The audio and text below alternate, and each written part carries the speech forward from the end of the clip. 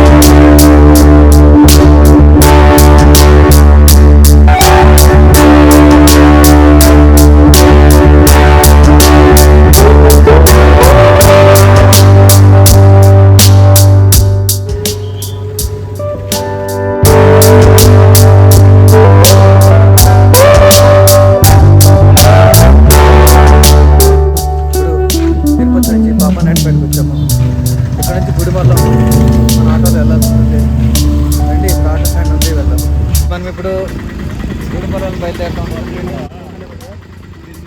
3 కిలోమీటర్లు గుడిమల్లం బయలుదేరుతాం పరమేశ్వర దర్శనానికి. ప్రపంచంలో మొట్టమొదటి ప్రాచీన శివలింగం గుడిమల్లంకి వెళ్తున్నాం. రండి. Her her Mahadev. So friends, Gudimallam అనేది చాలా చిన్న విలేజ్, ప్రాచీన గ్రామం. ఇక్కడ ఇళ్ళు చూస్తుంటే నార్మల్గా ఉంటాయి, కానీ పరమేశ్వరుడు ఉన్నారు కాబట్టి ఈ గుడిమల్లంలో ఉన్నటువంటి అన్ని గుమ్మాలు, అన్ని ఇళ్లను పరమేశ్వరుడు ఎప్పటి నుంచో కాపాడుతూ ఉంటారని ఇక్కడ వాళ్ళు చెప్తా ఉంటే తెలుస్తుంది. రండి చూద్దాం.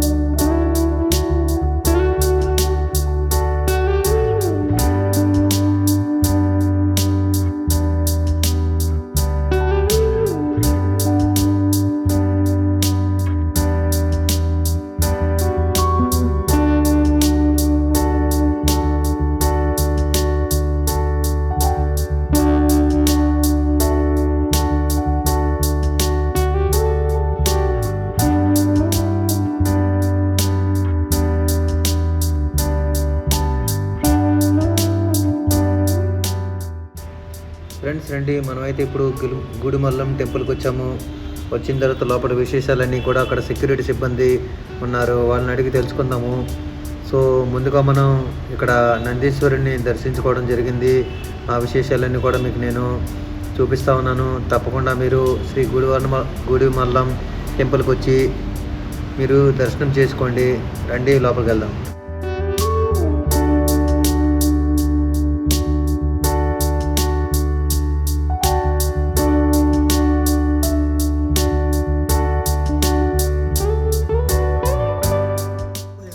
మేము గుడికి మాత్రం దిగం, పర్మిషన్.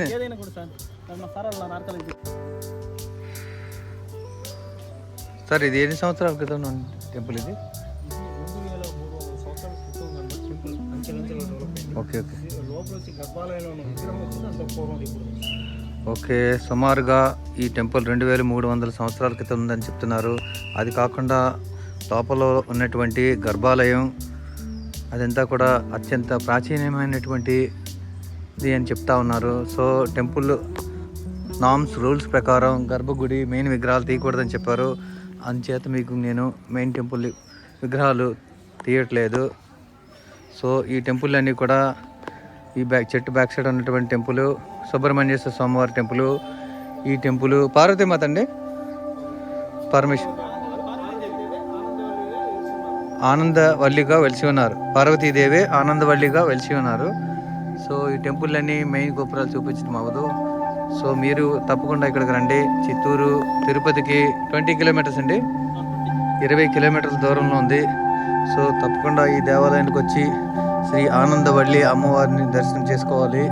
అది కాకుండా మీరు ముఖ్యంగా ఈ పురాతనమైనటువంటి టెంపుల్కి వచ్చి సూర్య భగవాన్ టెంపుల్కి కూడా వచ్చి దర్శనం చేసుకోండి. ఈ కథా విశేషాలన్నీ కూడా నేను మీకు యూట్యూబ్ ద్వారా వివరిస్తాను. సో తప్పకుండా మెయిన్ గర్భగుడికి వచ్చాము. సో ఫ్రెండ్స్ రండి, ఈరోజు మీకు గుడి మండలంలో ఉన్నటువంటి శ్రీ పరశురామేశ్వర ఆలయము, దేవాలయము, దీన్నే గుడిమల్లం టెంపుల్ అని కూడా పరమేశ్వరుని ఆలయంగా పిలుస్తూ ఉంటారు. ఇది చాలా పురాతనమైనటువంటి టెంపుల్. మీకు చెప్పాలంటే క్రీస్తుపూర్వం సుమారుగా 3000 సంవత్సరాల క్రితం నుంచి ఈ ఆలయం ఉందని ఇప్పుడు మీకు నేను ఇన్ఫర్మేషన్లో తెలియజేయడం జరిగింది. ముఖ్యంగా ప్రపంచంలో మరెక్కడా లేనటువంటి విధంగా పురుషాంగ రూపంలో ఉన్నటువంటి ఏకైక శివలింగం ఇక్కడ గర్భగుడిలో మనం దర్శించుకోవడం జరుగుతుంది. సో మీరు ఎప్పుడైనా తిరుపతి వచ్చినట్లయితే తప్పకుండా ఈ శివలింగాన్ని దర్శించుకోవాలని నేను మీకు ఈ వీడియో చేసి చూపిస్తా ఉన్నాను.